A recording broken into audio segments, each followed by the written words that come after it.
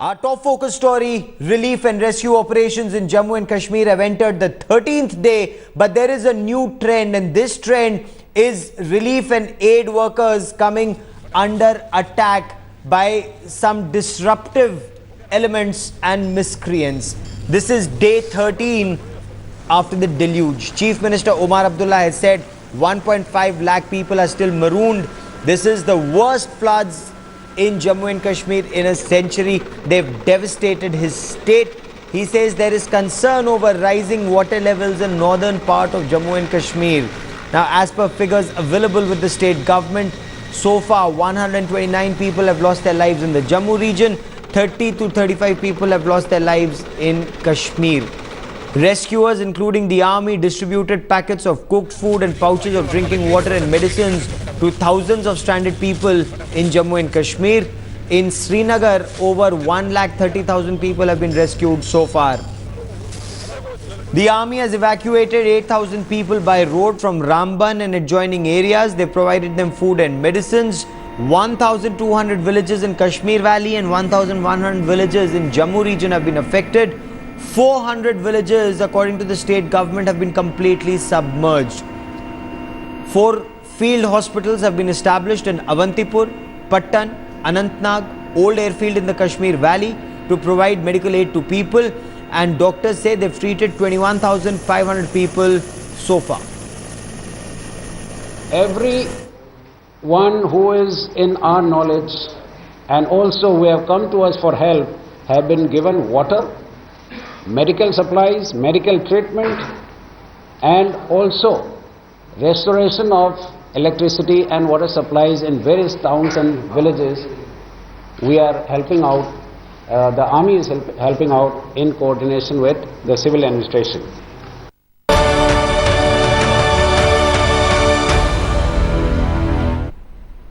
But there is a new and a disturbing trend that relief workers are witnessing in and around Srinagar.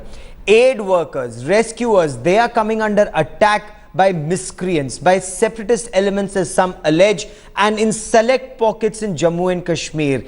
They now say, why is it that the state government and the police haven't been able to get their house in order 13 days after the deluge and arrest these elements? Headlines today is Maushami Singh took stock of relief operations being carried out in and around Dal Lake and the challenges being faced by these rescue workers.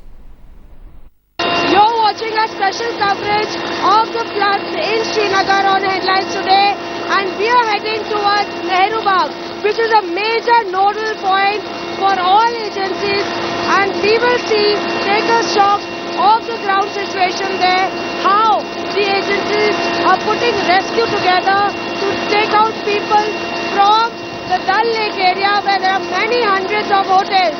So let's head towards Nehru Bagh and find out the ground reality. We are at the Nehru Bagh helipad, and here the Dal Jheel is just 15 minutes away. One would believe that the rescue operation would be going in full scale, but we have come to know that none of these NDRF boats have left in the Dal Jheel, and they have, even if they have returned back. What is the reason? We'll try and find out.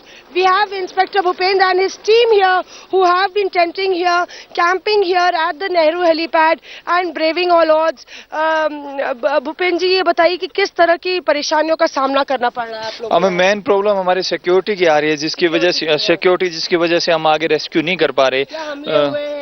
मतलब कि हमारी boat snatching की जा रही है, boat पर पत्थर फेंका जा रहा है, बोट को काटा जा रहा है, और लोगों को जो पीपल रेस्क्यू के लिए जा रहे हैं उन पर लठों से हमला किया जा रहा है। Though they're braving all odds, we'll go ahead and try and find out, take a stock of the Dal Jheel and try and find out what is the situation there. We are with the NDRF team that is operating in the Dal Lake area, and they are facing a lot of trouble. According to them, they have to face the aggression of the boatmen here. So how difficult has been your operation been here? What spots are you focusing on?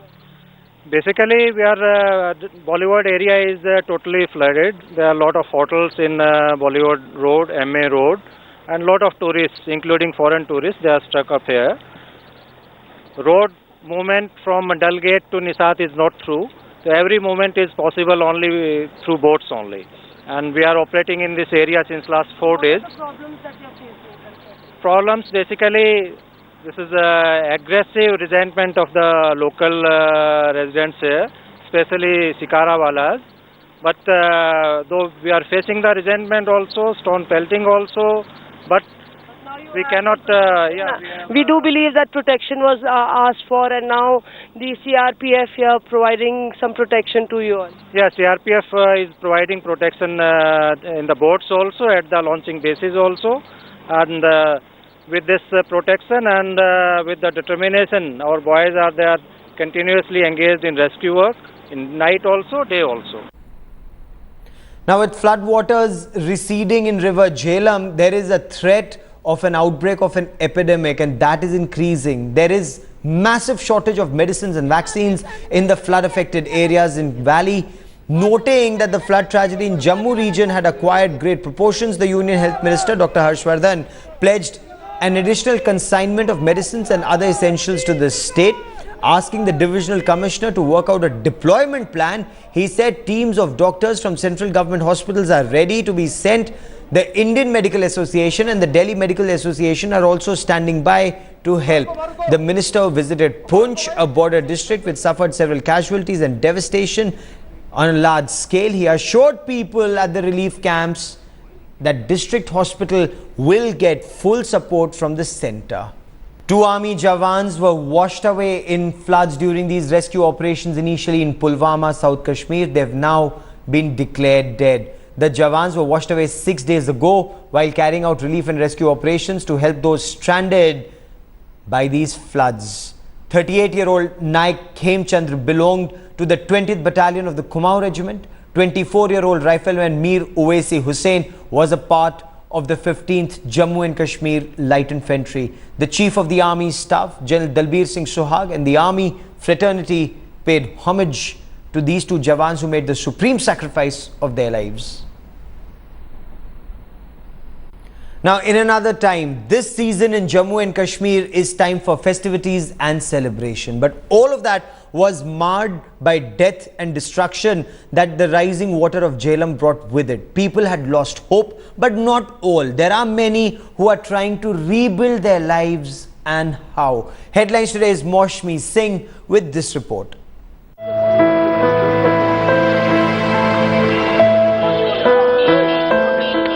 If it wasn't for this destruction, Kashmir today would have been a happy place. Rosa's house would be ringing with celebration. The bride-to-be had wedding cards, an extravagant trousseau. She was all dressed up, but nowhere to go. बारिश continue पड़ रही थी, थमने का नाम नहीं ले रही थी, तो हमने सोचा कि अब शादी कैंसिल ही करेंगे। तो फिर हमने शादी कैंसिल कर दी। बहुत सारी शादी यहाँ पे थी, लेकिन सब कैंसिल हो गई। हम लोगों ने भी सारी तैयारियां कर दी थी। The floods ravaging the state, dashing their hopes and marring months of savings and preparation. इतना हमें मालूम नहीं था कि इतना हो जाएगा, ये हाल हो जाएगा। इतना आइडिया नहीं। तो फिर हमने प्लानिंग ये किया कि अब हम इस शादी को कैंसिल करेंगे, क्योंकि आगे अब ऐसा मौका नहीं कि हम शादी करेंगे। वो लोग वहाँ पानी में डूब रहे थे, कोई मर रहा है, कोई कुछ हो रहा, तो हम यहाँ शादी मनाएंगे। तो फिर हमने कैंसिल किया उसको। There are many like Rosa, over 20 brides like her, eagerly awaiting to start a new chapter of their life before this unprecedented disaster took away everything. Just when the wedding vows were to be taken, thunder struck. Now, amidst all the gloom, they wait for the clouds to clear, not worried about themselves, but for others who have lost their everything. With camera person Ravikant, this is Maushmi Singh in Srinagar for Headlines Today.